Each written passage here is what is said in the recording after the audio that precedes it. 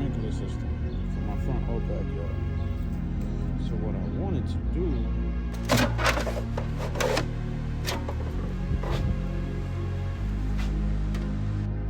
so we started with the first piece, put that on there,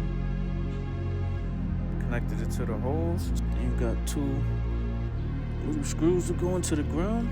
That's it. Got my little 3D part printed rocket right here.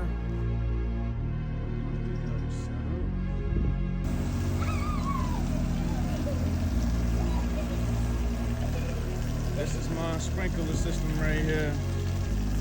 3D printed. So this is it right here.